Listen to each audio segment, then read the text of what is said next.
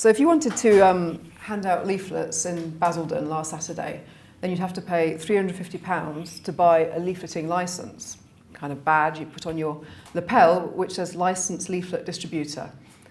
So that's necessary in order to stand in a public space and to hand another member of the public a notice about your play or whatever it is you want to communicate to them about. And I think this is really the growth of licence form, the requiring of licences before doing things in public spaces or before carrying out activities with other members of society. It's really a fundamental shift. You have a licence in Camden where you need to buy a licence before you play your guitar. And this licence has all sorts of conditions, like you can't amplify, you can't be more than 50 metres, closer than 50 metres to another busker. There's all these restrictions. There was one Cambridge pub, actually, they had a poetry reading and they were told they needed a spoken word licence before they were to continue with their reading. And I think that really the return of the licences, which in the medieval period there were licences for all sorts of things, for importing cloth or carrying out various trade activities. But in modern society, the retreat of the licence is really this assumption that in general, in civil society, we are free to do things unless we're harming other people. That if you're in a public space, you can do anything so long as it does not entail an act of harm or restriction against another person. So there's a presumption that society is free and that in certain circumstances the state can make incursions into that realm of freedom. And I think that what we're seeing with the licence form and the spread of it is really the inversion of that assumption to an idea that rather than you can do anything except what is explicitly prohibited, it's an idea that everything is prohibited unless explicitly permitted. So it's an assumption that you need, most things you want to do, you need some form of licence. So charity collecting, for example, now requires licences in lots of places. Working with children or volunteering, a CRB check is a kind of de facto licence. Parents get asked for a TRB check to help out at their kids' party, school's party. I think that the spread of these forms of bureaucracy is really saying that in itself, you do not have that realm of civic freedom, but rather the assumption is you have to ask for permission. You need a permission slip before you act. And so really what these new forms of regulation for me say is that the crime is not the harmful act, but it's the unregulated act. And so the only logic to these new forms of regulation is really their hostility to acts of freedom or acts of spontaneous collaboration between people. I think there's very much a new state infrastructure, which you see pretty much every profession. I think there's been a change in the way that operates, in the rules and the laws that they have to counter. In terms of people's experience in public spaces, almost every area of life there's been a new infrastructure developing, which for me has no content except for its hostility to freedom. So it's a kind of a red tape or a bureaucracy which is very different to previous forms and has no logic or no function except to be hostile to the free act. So it's really formality against freedom and the state against society. So I think you look at kind of previous forms of bureaucracy around things like public function. So the origins of bureaucracy in Egypt do things like canals and irrigation, that sort of thing. So there's a complicated public function that has to be dispatched, and so that's why you have organisation to bureaucratic forms. And I think that the idea in the welfare state of the public official as representing the public, so a servant of the public, that has changed very much with the officious state. So I think that the official state is almost the opposite of the welfare state and the public servant, in the sense that I think they derive their position not from a form of representation, but a form of hostility. So that the new officials patrolling public spaces, what they are about, it seems, is to disrupt, to intervene with what people are doing, to obstruct. So it's a kind of negative relation, which is mainly a hostility being set against people. You very much get the feeling, kind of when you're talking to them, that they just kind of want to mess with you in a way. They don't really have any agenda.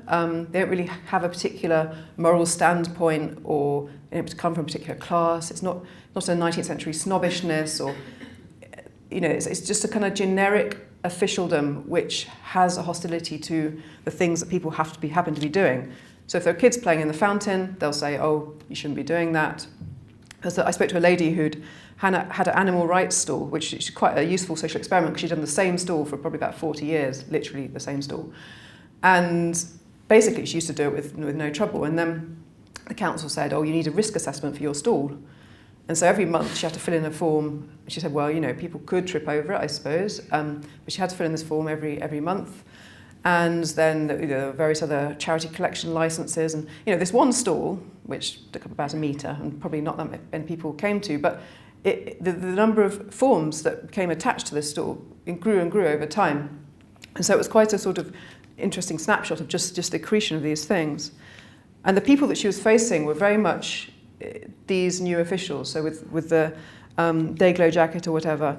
And it was really just a sort of impulse to obstruct whatever it was that happened to be going on. Which is very different, I think, to the 19th century restrictions that you saw on bear baiting or cockfighting or people playing music in public spaces. It's quite class-based legislation.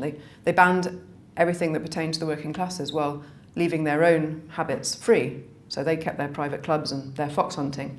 I think that today's red tape and officious legislation is peculiarly classless and really doesn't come from any specific orientation, and will target people equally. So the army veterans or the WI, they have to sign up with everyone else to get their license. There was a WI people who got fined for handing out leaflets about their charity art exhibition in one town. Kind of respectable Middle England, the WI, an art exhibition. You can get more respectable than that. And yet they were the target for these fines and these powers in the same way as anybody else. So I think there's really these rules are something that essentially just about the rule for the sake of the rule, the form for the sake of the form, and it just turned against moments of freedom and spontaneity. And so when you read, you see this when you see policy documents, so child protection policy or safe photography policy or safe events policy. And what you read these documents, and the rules themselves don't make that much sense. So they might say, for safe photography, oh, you can only photograph your own child, or perhaps you can only photograph at the end of the event, or from the shoulders up, some people say. They have all these rules about how you have to take photos, but none of them make that much sense in terms of making risk of child abuse less. Essentially what they mean when they say safe is they mean regulated. They mean in some way this whole thing is formalised, and it's not left to people to decide how and when they're going to take photos. But there is a kind of, a series of points about how this must be done. And I think that when they say safe, that's what they mean. They mean restricted. The content of the policy is not kind of classic rational bureaucratic, nor is it classic class. It's a pure procedural formalism. And the unsafety that it's targeting is purely the spontaneity of civic life and people using their own judgments and making their own decisions. So I think if you look specifically at the kind of coercive powers of the state and criminal justice powers, I think what's really happening now is that the mechanisms of coercion are being detached from any kind of social context. And so the new kind of police powers and the way people talk about powers, they always talk about powers as a tool. They say this is a really handy tool, and it's a power to perhaps disperse people from an area or to create a crime overnight. And they say this is a really handy tool that we're going to use. And you can think, what a funny word, tool, to describe a power or a law. And really what you realise what it's about is that it's just about the freedom of officialdom as an end in itself. So they talk about flexible tools. It's important that it's very flexible. So a police officer has got lots and lots of decisions, lots of options when he has a particular situation of things he's going to use. And they talk about powers being a useful part of the toolkit. Like they kind of got hammers and saws and all these different things that they can use. And it's really the way, when they say tool, what they really mean is that coercive mechanisms are becoming detached from any kind of logic of law, or any kind of predictable formal rules. And it becomes, the coercive power becomes a mechanism or a means that can be used however the official sees fit. So they seek deliberately open-ended powers that can be used in pretty much any way possible. So the thing we're campaigning on about at the moment a lot is these orders called public spaces protection orders, which allow councils to ban any activity overnight that they decide has what they call a detrimental effect on the quality of life. Extremely broad phrase, detrimental effect. Nobody has never been in a court, nobody knows what it means. And these orders can be passed by a single council officer who's unelected, and they can be literally written overnight. And after the next day, it's then a crime to do whatever it says in this order, which may be things like standing in a group of 2 or more in Hillingdon, or in the area of Sefton, wearing a hat. It's actually a crime. Certain councils have actually unintentionally banned tea and coffee by prohibiting any intoxicating substance, but they forgot to exempt tea and coffee. So essentially town centres within which it is a crime to go to the tea shop. Basically, which is a sign, I think, of just how lazy the lawmaking has become, because they've created these blank cheques and given them and allowed them to write them overnight. I think that really what happens is that with the official state, there's been a pursuit of the freedom of the official as an end in itself. So that the whole idea that civil society is by default free and the state must justify its incursions, that now being inverted to the idea that really the realm of the state should be expanded as far as possible, and that the more powers that are created and the more that the freedom of the official is furthered, the safer society is. So there's a kind of inversion of the kind of classical assumption. So I think with the busybody state, you see a new kind of official, which again has quite a different quality, and which isn't the position of an old profession, someone with very moral authority, nor is it actually the kind of classic bureaucrat, the person who's really proud of their rational procedures that they're going to explain to you why they make so much sense. I think that the emblem of the new official is the day-glow jacket. And the people, you don't really know who they are or where they come from. They could be actually, as it happens, they could be the council or private company or the police or all sorts of different things, but they kind of behave in a similar manner. And really all the day-glow jacket says is that we're not one of you. We've been separated out from the general crowd, and we've been given special powers. And so their authority comes not from the institution that they represent. So with the early police, there was a great emphasis on very distinctive uniforms, these enormous hats that were just ridiculously big, and and very much lining them up every morning, and the forms of institutional training and discipline, and basically say, this is what gives the police authority because they are part of this institution. And and so their authority came from their public function, institution they were part of. Today's officials, you don't know where they come from. Their authority comes only from the fact they're not one of you. They're above you. And they have a jacket to tell you, and a card, some kind of badge.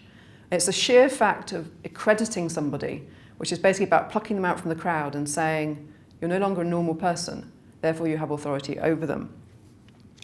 And often these people have 3 days training, 5 days training. They often have financial incentives to issue fines.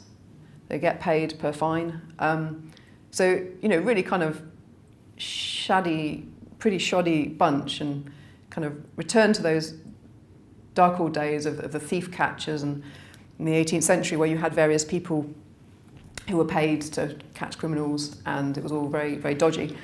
And I think that really that kind of general, the new official, which just gets their authority from the fact they're not one of you, and they've been given their badge in a very offhand manner. No one really cares about how much training they've had or who they're accountable to.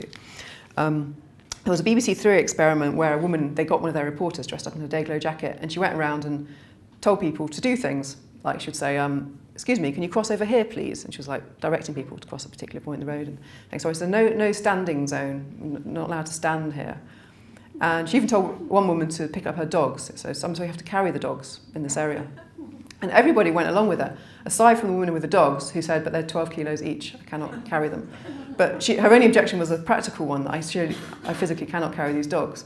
But everybody else went along with it. And I think that there is that was very, I mean, it's funny, but it was also scary in the sense that no one knew who she was or why she was doing what she was doing. And what she was doing was asking for was completely irrational. It was completely nonsensical and not against any law in the land. But there was a compliance and a sort of recognition that this is someone to be obeyed. So I think that's a kind of the basis of the new Busybody's authority, and it's quite a insubstantial one, but yet it has quite a lot of public recognition. How long have I got, Paul? 5 minutes. 5 minutes. Okay. Just finally, I think there is a tendency for in a way, red tape and officious mechanisms to become the way we relate to one another. And so we sort of start to talk to each other through these systems. So one of the other things we've been campaigning on is things called community protection notices. And these are essentially powers that allow councils to issue essentially an on-the-spot ASBO to someone, telling them to do something or not to do something. And if you don't do it, it's a criminal offence. But we found out what these were about, what they're being issued for. And there were things like, you must cut your grass. You must not feed pigeons in your gardens. One man was, you must clean your windows. Essentially what had happened is, I think neighbours were complaining about neighbours to the council, or perhaps the council officer was walking and thought they looked like really messy windows. But in a way, it became a civic relationship, a relation between neighbours that was being conducted through the council and forms of officialdom. And you can just see how that really breaks down that neighbourhood relationship, because obviously neighbours have disputes and problems, but in a way, once you introduce that, a mechanism whereby people are sort of getting orders served on each other, then they really become unable to talk to each other and to live alongside each other in a kind of harmonious manner. So I think that there are a lot of these antisocial behaviour powers have been used for things that are very simple, everyday matters that would have been sorted out over a cup of tea or, a chat over the fence. And essentially the antisocial behaviour power, in a way, comes out of the polarisation of that relation and the transformation of a relation between neighbours into a relation of conflict. And therefore you need this very formal mechanism to be able to have very simple discussions about about overhanging guttering or the way that your grass is or whatever. And